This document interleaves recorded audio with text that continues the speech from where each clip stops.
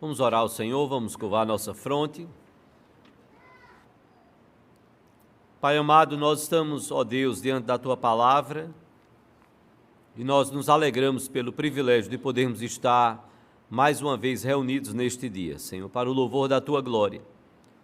Podermos nos reunir como igreja, refletirmos, ó Deus, na Tua Palavra e nela sermos desafiados, confrontados, moldados, transformados segundo o Teu querer, Senhor. Que esta Palavra do Senhor encontre guarida, um lugar todo especial nos nossos corações, nossos e aquilo que será também ministrado aos nossos pequeninos. Que possamos ter os nossos lares edificados sobre a rocha, sobre a Tua Palavra. Fala aos nossos corações, ó Deus, por Tua graça e misericórdia. Que possamos olhar para a família do nosso Senhor e Salvador Jesus Cristo e aprendermos lições para as nossas vidas, que venham calar as nossas ansiedades, preocupações e venham nos dar a paz que excede todo o entendimento, tornando-nos, ó Deus, luzeiros neste mundo, que reluzem e transmitem a luz do Teu Filho Jesus para este mundo em trevas. Que o Senhor nos ajude a sermos os braços estendidos de amor do Senhor, aqueles que precisam de consolo, de refrigério, de ajuda material, de um abraço, de um sorriso, de esperança. E que o Senhor use a sua igreja para o louvor da sua glória. Clamamos, ó Deus, que as lições deste texto tão maravilhoso, do exemplo da família de Jesus, possa, ó Deus, embasar a nossa vida, o nosso dia a dia, o nosso viver, até o dia em que o Senhor nos chame. Possamos olhar para a Tua Palavra e desejarmos, ó Deus, sermos transformados assim como o Senhor trabalhou a família do nosso Senhor e Salvador Jesus Cristo, Teu Filho. Te oramos assim, Pai, agradecidos por tudo e clamando graça e misericórdia sobre a pregação da Tua Palavra. Te oramos em nome de Jesus e para a glória dEle. Amém, Senhor. Podeis assentar-vos. Um texto um tanto conhecido, irmãos, e que me faz lembrar uma situação relatada sobre um pregador nos idos que não tínhamos carro, moto, os veículos que temos hoje tão tecnológicos. E esse pregador então chegava a cavalo numa cidade, e então parou numa casa que já haviam dito, ele iria se hospedar numa igreja, onde passaria alguns dias pregando, iria se hospedar com o pastor daquela igreja. E quando ele perguntou na cidade onde ele estava entrando, onde morava então o pastor, alguém chegou e indicou uma casa e disse: olhe, pergunte ali, porque ali mora um crente. Ali mora um crente, que é lá da igreja. E ele chegou naquela casa, a mulher estava no jardim, e ele parou e disse: Jesus mora nessa casa? E disse que a mulher foi impactada com aquela pergunta, e ele novamente perguntou: Jesus mora nesta casa? E ela ficou um tanto meio perdida com a pergunta. E diz a história que, em seguida, ele disse: por favor, eu estou procurando a casa do pastor fulano de tal. E aí ela disse: ah, sim, nós somos da igreja em que o pastor é pastor lá. O senhor pode seguir aqui esse caminho, e deu toda a orientação, e ele foi embora. Pegou o seu cavalo e foi embora. A mulher entrou, então, assustada, e procurou o marido, já então no quintal, trabalhando lá atrás da casa, e disse: acabou de passar um homem aqui e fez uma pergunta estranha. A segunda eu respondi, mas a primeira eu achei estranha a forma como... Por que ele perguntou aquilo? E o marido então disse: qual foi a que você respondeu? Ele disse: não, ele perguntou depois onde morava o pastor da igreja. E aí eu orientei: sim, a primeira pergunta. Ele perguntou se Jesus morava nessa casa. Onde já se viu? não é? Uma pessoa entrar numa cidade, chegar numa casa e perguntar: Jesus mora nessa casa? E o marido dela olhou e disse: e o que você respondeu? Ela disse: eu fui impactado, eu fiquei sem saber o que falar. Ele disse: você não disse não que nós éramos membros da igreja? Ele disse: não, mas não foi isso que ele perguntou se Jesus morava na casa. Sim, mas você não disse que a gente cantava no coral, não, da igreja? Ele disse: não, mas ele não perguntou isso. Você não disse que nós ofertamos à igreja, dizimamos? Não, mas ele não perguntou nada disso. Ele só perguntou se Jesus morava nesta casa. E aquilo foi um impacto para mim. Parar e pensar: Jesus mora no nosso lugar, no nosso lar. A família do Senhor Jesus Cristo, e nós olhamos aqui pelo texto, ela estava numa das principais festas do povo de Israel, na festa da Páscoa, no templo. E diz a Bíblia, a palavra de Deus, que os pais de Jesus voltaram no meio da multidão, com todos aqueles que se dirigiam de várias cidades de Israel para o templo de Jerusalém, e terminada a festa da Páscoa, naturalmente eles voltavam para as suas cidades e para as suas casas. E os pais de Jesus voltaram também. É até um tanto estranho, porque a gente se puxa, como é que os pais se perderam?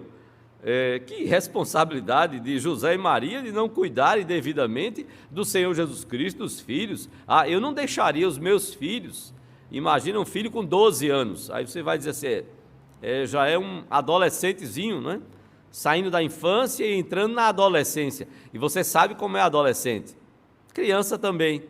Quer estar com o seu grupo, com a sua patota, com a sua galera, quer estar com a sua turma. Isso não era muito diferente naquela época.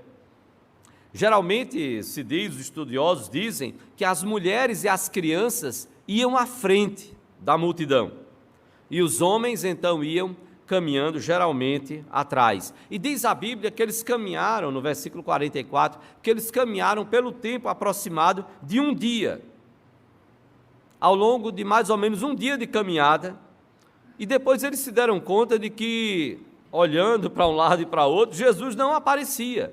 E eles passaram a procurar o Senhor Jesus Cristo. E eles não encontraram ao Senhor Jesus. E diz a Bíblia no versículo 46 do texto que nós lemos, versículo 46, 3 dias depois, eles, depois de procurarem o Senhor Jesus Cristo, diz a Bíblia no versículo 44, pensando, porém, estar ele entre os companheiros de viagem, foram caminho de um dia e então passaram a procurá-lo. Ou seja, passaram aquele dia caminhando entre os companheiros de viagem e num dado momento, não se sabe se já próximo da noite, olha, está na hora da gente então reunir mais a família. Onde é que está Jesus? E então vão procurar e não o encontram. Passaram a procurá-lo entre os parentes e os conhecidos, e não o tendo encontrado, diz o versículo 45, voltaram a Jerusalém à sua procura. E diz a Bíblia que eles passaram 3 dias procurando o Senhor Jesus Cristo. Imagine, sem zap, sem nenhuma mídia, sem nada para localizar Jesus. Como encontrar uma criança de 12 anos? No meio de uma cidade com milhares e milhares de habitantes, até que eles voltam ao templo e encontram o Senhor Jesus Cristo no meio dos mestres, Pensar que talvez, se tivéssemos recursos tecnológicos, se tivéssemos as mídias, poderíamos encontrar talvez mais facilmente aqueles a quem procuramos. Às vezes as mídias podem estar sendo uma cilada para as nossas famílias. Podem ajudar. Imagina ontem, se você não pôde em algum momento estar, esteve acompanhando a conferência dos jovens, e como de repente tivemos até um problema de transmissão, não sei se já conseguiu, já voltou aí, já está conseguindo transmitir, mas imagina a pessoa dizer assim, vou ficar em casa hoje, estou cansado, ou não estou muito afim de ir para o culto, e aí vou ficar em casa, e vou ficar lá online, e aí de repente a transmissão não chega, vou para outro culto, vou para outra igreja, vou passear aí pela internet, e a vida vai sendo uma vida cristã de passeios. uma vida virtual que não é o propósito de Deus para a nossa vida. Igreja é para ser real, presencial, igreja é para se reunir, é gente que está junta, que valoriza o estar junto. Pode muitas vezes nos ajudar, sim. Pessoas que estão acamadas, pessoas que estão em hospitais, pessoas que não podem, de fato, estarem presentes. Uma situação de doença, uma viagem que você está tão longe e gostaria de estar acompanhando a sua igreja, pode nos ajudar. Em outro momento que você possa acessar e rever algumas pregações, alguns cultos e glorificar a Deus por isso e novamente ser edificado pela palavra de Deus. Mas não é isso normal para a igreja. Mas também as mídias podem nos prejudicar tremendamente. Quantas pessoas que estão adoecidas, quantas pessoas que estão buscando relacionamento virtual, mas não conseguem quase que se relacionar quando estão no modo presencial. Reuniões familiares e que às vezes a gente tem que estar criticando um ao outro e chamando a atenção uns dos outros. Gente, aposenta aí o celular, bota o celular de lado, se há alguma emergência, bota lá com volume sim, mas não fica ali o tempo todo, não. Podemos usar a tecnologia ao nosso favor. É interessante que o dicionário de Ruais, ele conceitua a mídia como todo suporte de difusão capaz de transmitir mensagens, meios de comunicação de massa, não diretamente interpessoais. Abrangem esses meios o rádio, o cinema, a televisão, a escrita impressa em livros, revistas, jornais, computadores, satélites de comunicação, meios eletrônicos e telemáticos, telefonias. Mas quantas vezes nós estamos tão adoecidos com tanto, e como alguns estudiosos dizem, nós temos tanto conhecimento, tanto recurso tecnológico, que deveriam nos aproximar, e estamos muitas vezes distantes de quem está ao nosso lado. De repente você sentou num banco, nem conhece quem está ao seu lado, às vezes não é nem um boa noite, é nem um aceno educado, não é? Não vai chamar a atenção de ninguém, não vai fazer nenhum barulho, mas nenhum cumprimento. E os nossos dias vão passando sem pararmos e refletirmos como nós estamos vivendo. Parece que, como José e Maria, nós nos encontramos perdidos no meio de multidões. E às vezes procurando quem nós amamos no meio de multidões. Procurando pessoas que amamos no meio de multidões, perdidos em meio à multidão. Pais que procuram seus filhos, filhos que já não encontram seus pais, mesmo com tanto recurso tecnológico. Casais que já não se encontram, genros e sogros que não se encontram, que não se dão, não se relacionam, casais também, pais e filhos, e aí nós vamos nos distanciando. Nem sempre nós, quando encontramos a quem amamos, nós encontramos como José e Maria encontraram Jesus. Eles encontraram o Senhor Jesus Cristo, arguindo os mestres, discutindo com os mestres, e discutindo coisa boa, discutindo a palavra de Deus. Nem sempre é assim que nós encontramos aqueles que nós amamos. Que lições é que nós podemos tirar da família do Senhor Jesus Cristo? Que lições nós podemos aprender da família do Senhor Jesus Cristo, que nos são extremamente úteis para os nossos dias, para os dias atuais, dias de catástrofes, dias de tragédias, dias de famílias que não têm onde morar, não têm sequer o que vestir, o que comer, dias de famílias que estão em busca de esperança, de sentido para viver. Que lições nós podemos aprender da família do Senhor Jesus Cristo? Me permita dizer, à luz do que a palavra de Deus nos fala, e eu chamo a sua atenção para os versículos 41 e 42. A primeira lição, irmãos, que as nossas famílias precisam aprender, que todos nós, a partir de mim mesmo como pastor, pastores, presbíteros, diáconos, líderes de ministérios, igreja do Senhor, famílias do Senhor. A primeira lição que nós precisamos aprender é a lição de priorizar o relacionamento com Deus, o relacionamento vertical. Priorizar o relacionamento com Deus. Você pode repetir comigo? Priorizar o relacionamento com Deus. Essa é a primeira lição.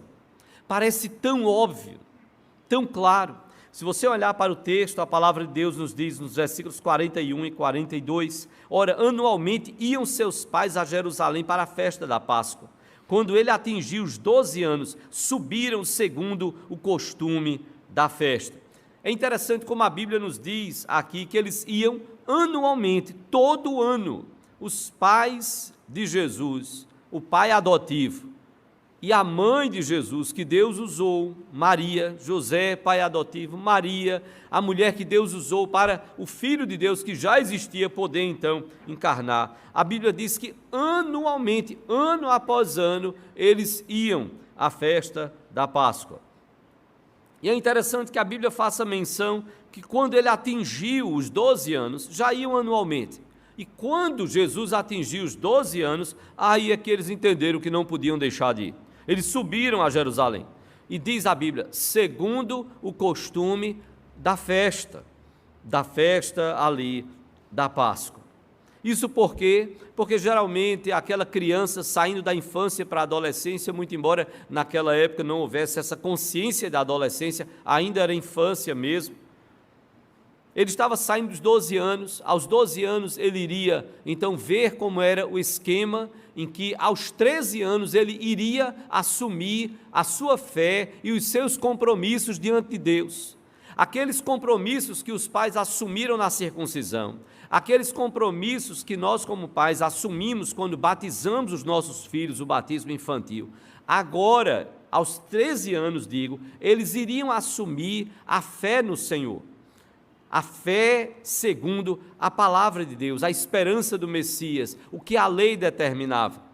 Aos 13 anos. Aos 12 a criança ia e ela via como é que a coisa acontecia. Ela via as crianças de 13 anos sendo arguídas pelos mestres e os pais então diziam, é isso que vai acontecer no próximo ano. Nós estaremos aqui e você vai assumir diante de Deus, agora é você com Deus.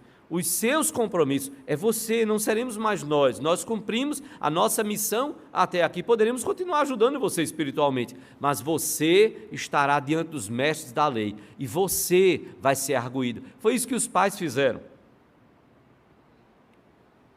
Mas não só isso, se você olhar o versículo 39, a palavra de Deus, desse mesmo capítulo 2 de Lucas 2, 39, a palavra de Deus nos diz que José e Maria, eles mostraram-se zelosos no cumprimento da lei. A Bíblia diz no versículo 39, que cumpridas todas as ordenanças segundo a lei do Senhor, voltaram para a Galileia, para a sua cidade de Nazaré. Cumpridas todas as ordenanças segundo a lei do Senhor. Cumpriram a lei do Senhor, enquanto Jesus ainda era muito novinho. E que lei? A Bíblia falava de circuncisão, como está no versículo 21. Ao 8º dia, Jesus foi circuncidado. Cumpriram a lei do Senhor, como mandava. Dos versículos de 22 a 24, eles cumpriram, os pais, os dias de purificação, após a circuncisão, que precisavam ser cumpridos, e fizeram a oferta que era determinada. E quando o casal era muito pobre, muito humilde, era, como diz a palavra de Deus, era um par de rolas, 2 aves, eram sacrificadas ali. Era a oferta mais simples, e foi isso que José e Maria, com poucas posses, apresentaram diante do Senhor. Mas o que é que, apesar de poucas posses, apesar de ser uma oferta simples, mas o que é algo central e vital? Eles estavam obedecendo à lei do Senhor. Eles estavam obedecendo a palavra, a determinação do Senhor, a ordem do Senhor, o que mostrava que José e Maria estavam preocupados em cumprirem a palavra de Deus. Ao ir para a festa da Páscoa, anualmente, você pode pensar assim, puxa, mas eles só adoravam a Deus uma vez no ano? Não. Eles foram ao templo e iam anualmente, pelo menos na festa da Páscoa. Não que eles não adorassem na sinagoga onde moravam, em Nazaré, e onde passaram depois a morar, mas veja bem, uma vez por ano eles iam até o templo central. Sabe qual a distância? 112 quilômetros, de Nazaré até Jerusalém, sem carro, sem ônibus, muitas vezes a pé e no animal, às vezes tendo um animal sobre um animal. 112 quilômetros eles se deslocavam para estarem na festa, e com uma criança, desde pequeno, desde quando foram para o 8º dia para circuncidar o Senhor Jesus Cristo. Era a preocupação de cumprir a lei de Deus, cumprir a palavra do Senhor, mais ou menos daqui em Caruaru, antes um pouquinho, imagine a distância, a pé, muitos iam a pé quando não tinham um animal, e tendo um animal, ia na cavalgada lá com o animal. Quanta luta, quanta dificuldade. E a palavra de Deus então nos diz que o próprio Senhor Jesus Cristo, quando foi encontrado, o espanto dele: por que me procuráveis? Por que vocês estavam me procurando? Não sabias que me cumpria estar na casa de meu Pai, como está no versículo 49? Jesus Cristo tinha profunda consciência aos 12 anos da sua missão e da sua prioridade. Jesus sabia que precisava estar na casa do Pai. Jesus sabia que precisava estar adorando ao Senhor, mesmo aos 12 anos. O relacionamento com Deus era prioritário. A mídia muitas vezes vai deturpar a nossa prioridade do relacionamento com Deus. A mídia vai muitas vezes ridicularizar, sim, a prioridade do nosso relacionamento com Deus.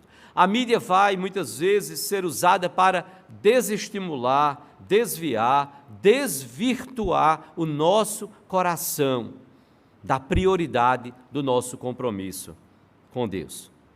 Vai querer muitas vezes roubar do nosso tempo. Vai querer muitas vezes roubar do nosso tempo. Temos tempo muitas vezes para investir em tantas mídias e nos comunicarmos com tantas pessoas, respondermos, falarmos com tanta gente, e às vezes dizemos: puxa, como o dia hoje foi agitado, é interessante, eu não tive nem tempo para orar a Deus, para meditar na sua palavra. Não, tempo nós tivemos. Tempo nós tivemos. Talvez nós não priorizamos. Pesquisas de tempos atrás apontavam que o tempo médio dos brasileiros em frente a uma televisão era em torno de uma boa parte da nossa população, de 4 horas por dia. 4 horas por dia. Você começa a ver determinadas emissoras que elas passam a ter novelas em vários horários, porque elas sabem que vão ter público. Seja à tarde, seja à noite, seja tarde da noite e por aí vai. E quando você menos se dá conta, você está perdendo horas de sono, você está perdendo horas de convívio familiar, você está perdendo tempo de orar e de meditar e de ler a palavra de Deus. É uma grande lição que a família de Jesus nos dá. Priorizar o relacionamento com Deus. Separe tempo no seu dia para aquietar o seu coração e orar. Colocar as angústias, as preocupações, os problemas diante do Senhor, mas também agradecer pelas bênçãos, pela provisão, pelo provimento dEle, pelo cuidado dEle na sua vida. Separe tempo para ler a Bíblia, Quantas e quantas vezes nós repetimos ao longo do ano? Faça disso uma prática constante. 5 minutos você lê um capítulo da Bíblia, 10 minutos no máximo. E aí você para, depois, puxa vida, eu li um, ainda dá para ler mais outro, quem sabe. E você meditar e se alimentar da palavra de Deus. Separe tempo para vir à igreja, para adorar, para servir, para conviver. Separe tempo para ser e viver a igreja. Isso é priorizar o nosso relacionamento com Deus. Não é cair no ativismo mesmo, ainda que seja na igreja, não. Mas é fazer deste momento um momento de comunhão com Deus, de ouvir a sua palavra, de adorar o seu nome, de orar ao Senhor e de sair abastecido para mais uma semana e ao longo da semana e também novamente se abastecendo da sua palavra, de oração, de comunhão com os irmãos. Esta é uma primeira lição que nós podemos tirar da família do Senhor Jesus Cristo. Priorizar o relacionamento com Deus. Mas há uma segunda lição que a palavra de Deus também nos ensina, da família do Senhor Jesus Cristo. E a segunda lição é investir no relacionamento com os seus. Investir no relacionamento com os seus. Você pode repetir comigo? Investir no relacionamento com os seus. Não só priorizar o nosso relacionamento com Deus, isso é base. Mas Deus quer que nós possamos investir no relacionamento com aqueles que são nossos, da nossa família, a começar deles, não só eles, mas a começar deles. Não adianta você se relacionar com o mundo todo e você não buscar o bom relacionamento a partir dos seus próprios relacionamentos familiares. E o Senhor Jesus Cristo, a sua família, nos ensina a respeito disso. Olhe como a Bíblia nos diz no versículo 48.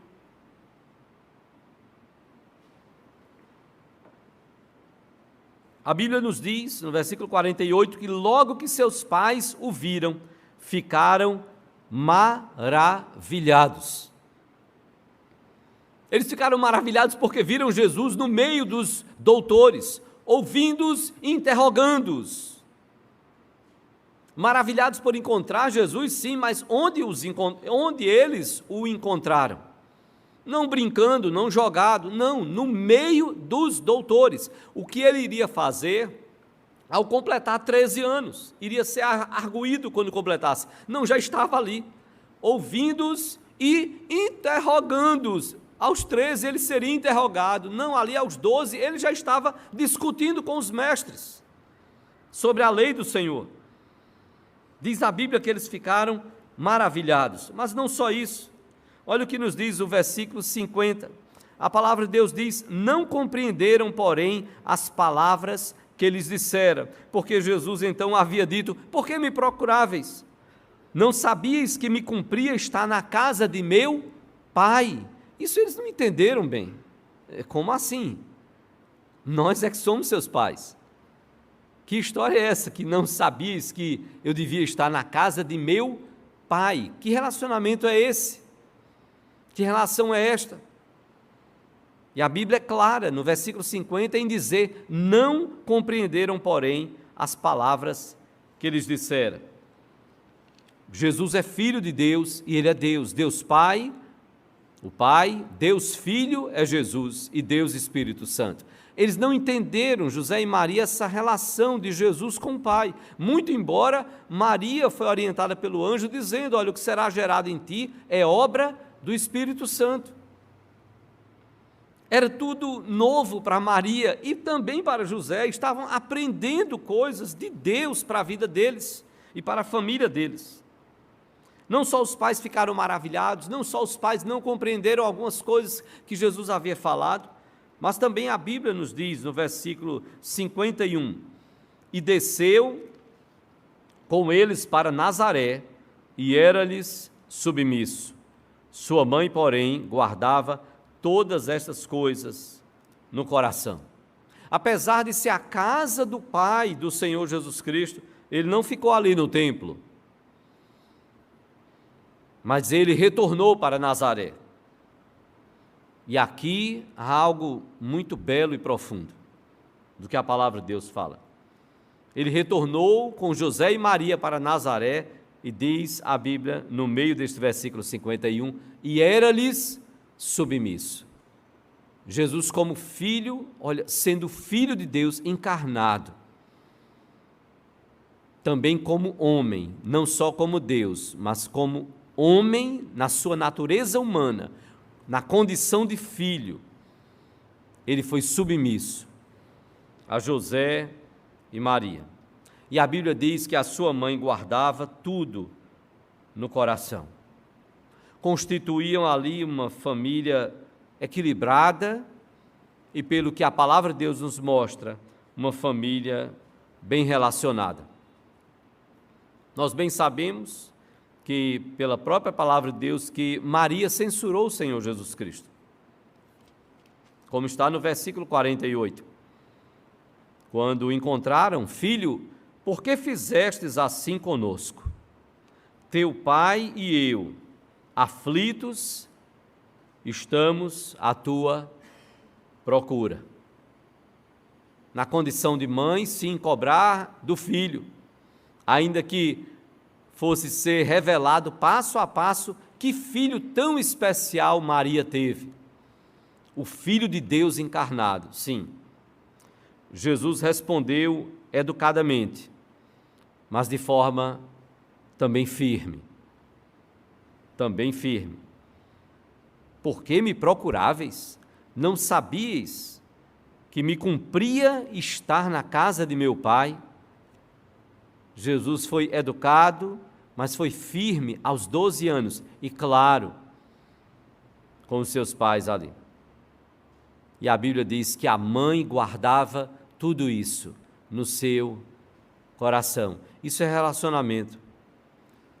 E nós precisamos de relacionamentos saudáveis, equilibrados no meio das nossas famílias. Até quando adulto, no primeiro milagre da água transformada em vinho, Maria estava lá. Ela foi com os irmãos de Jesus. Não há menção, e ali ele estava aos 30 anos começando o seu ministério, não há menção de José, e alguns acreditam que José teria morrido já. Os homens não tinham vida longa naquela época.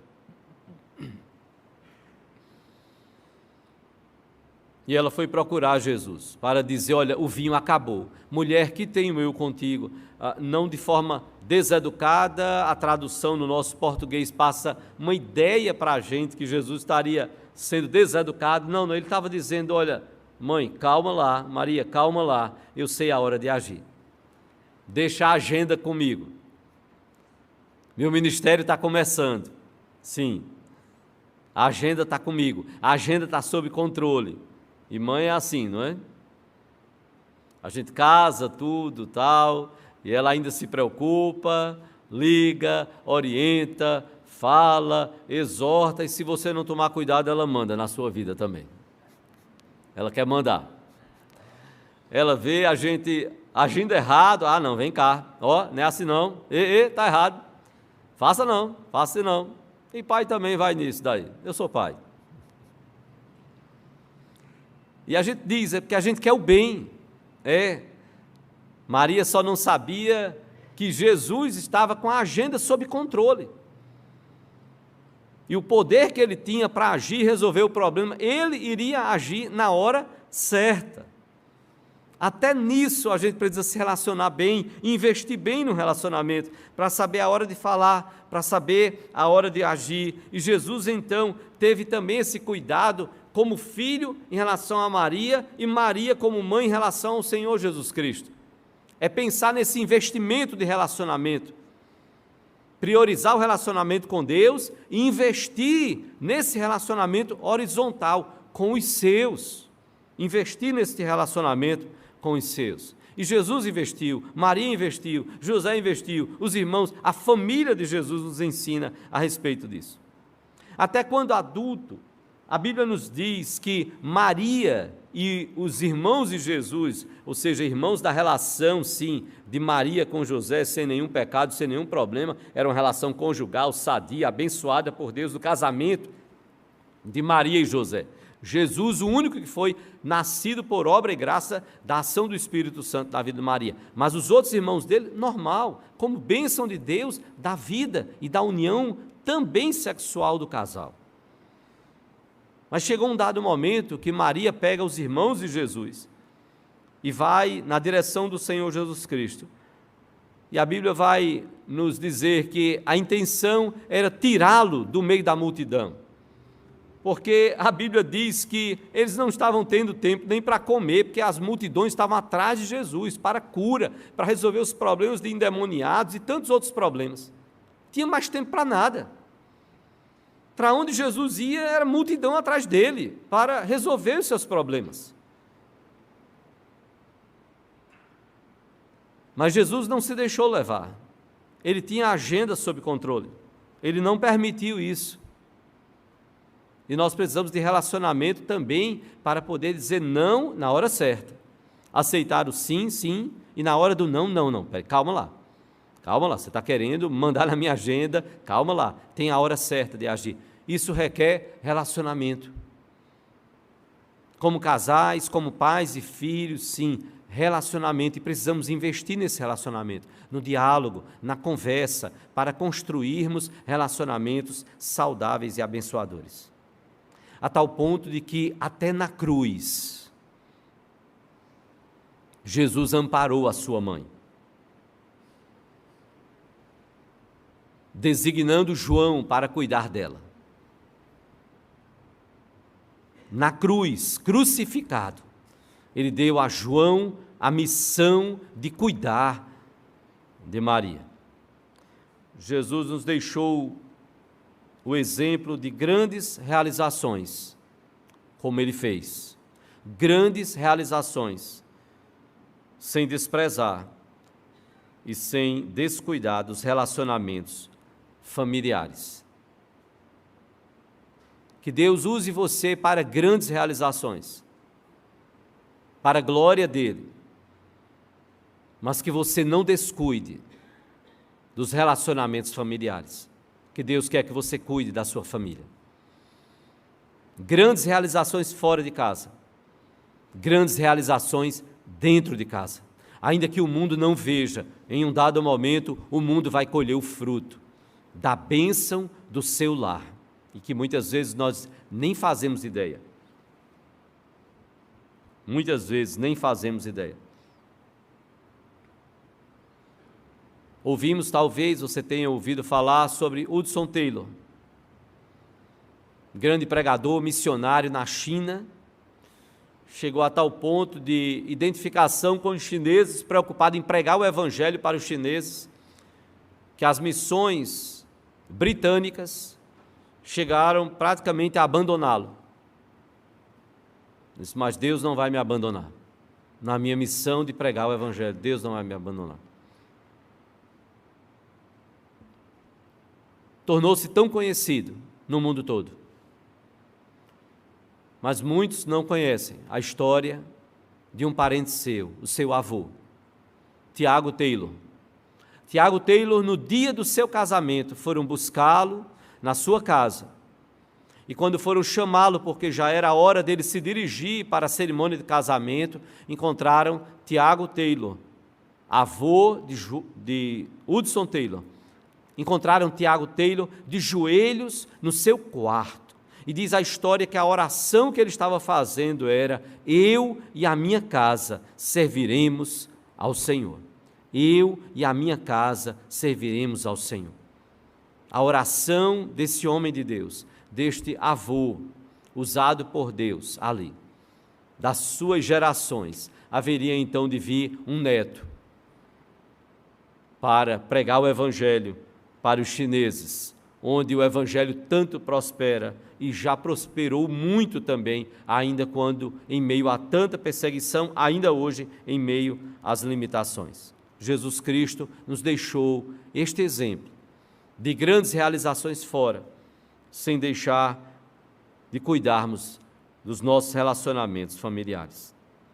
Aproveite então na sua casa, aproveite cada momento para compartilhar das grandezas de Deus. Aproveite cada momento para aprender nos relacionamentos dentro de casa.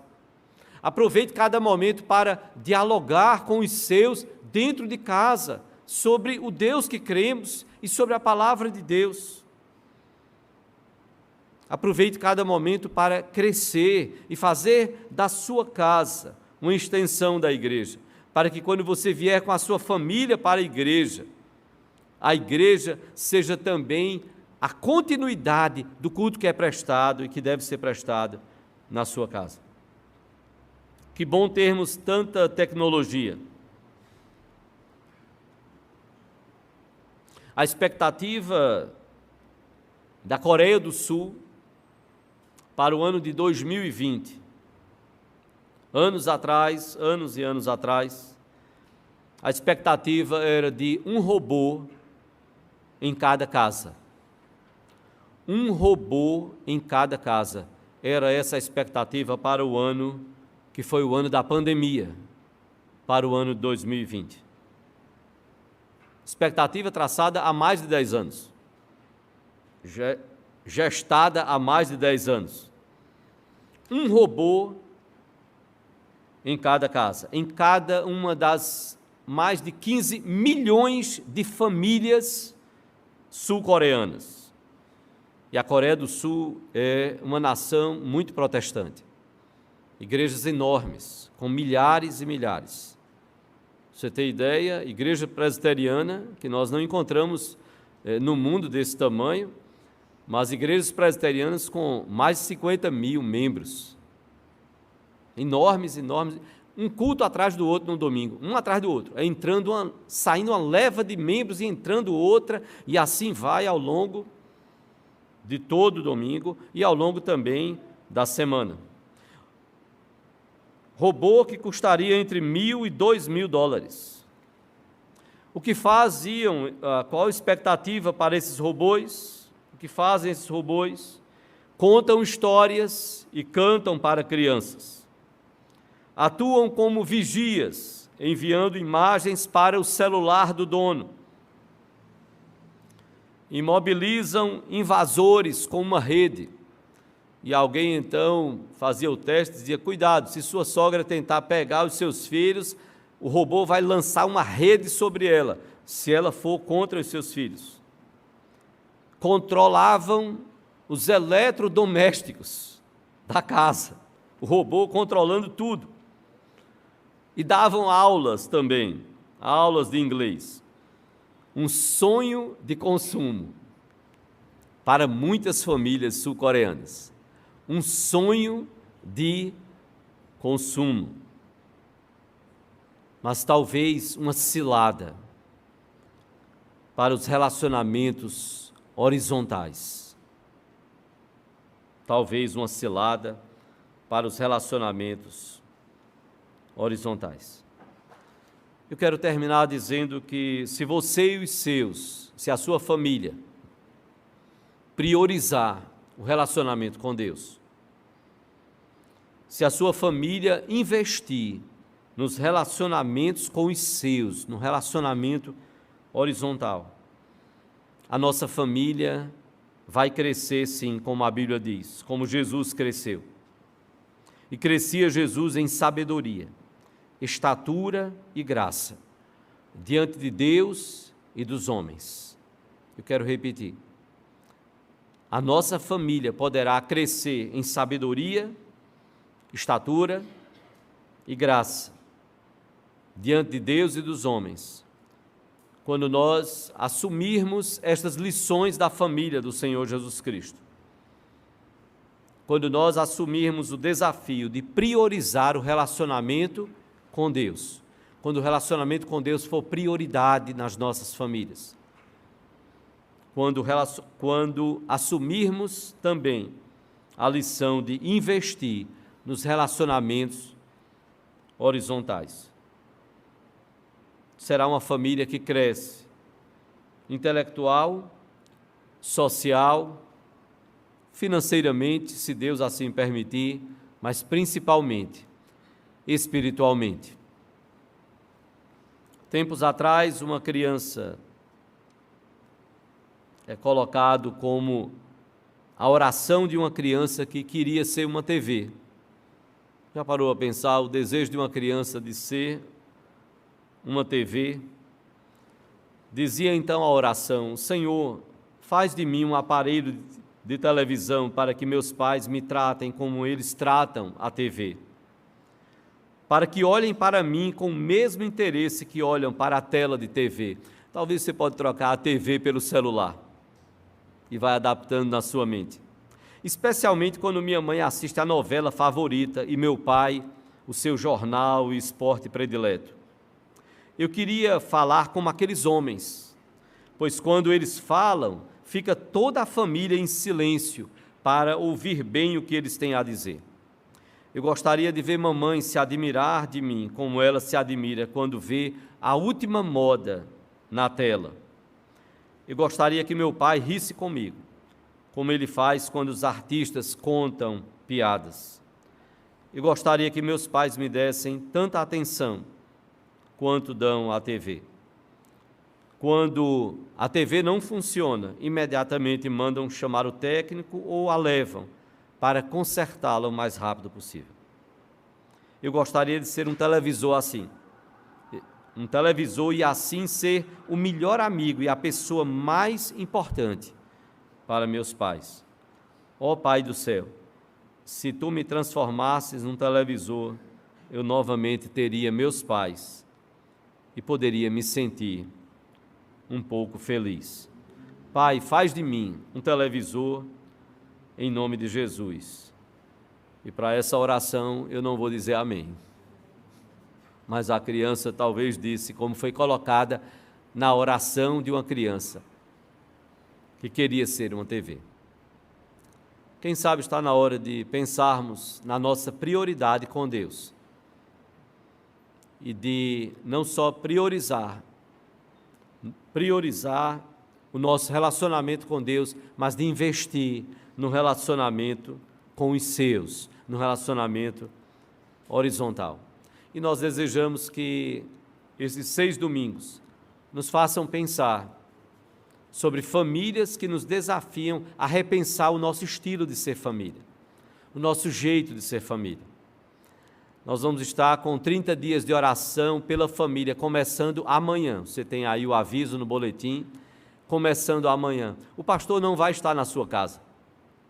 O pastor não vai ligar para você para cobrar. E aí, orou? E aí, lê o texto que foi publicado, foi colocado lá no IPE Comunica, é um texto que é autorizado pelo Cada Dia Família, desde que citada a fonte, então estamos seguindo o que é normatizado, sim, mas para colocar à sua disposição, para que eu e você, as nossas famílias, possam aprender a partir de famílias da Bíblia.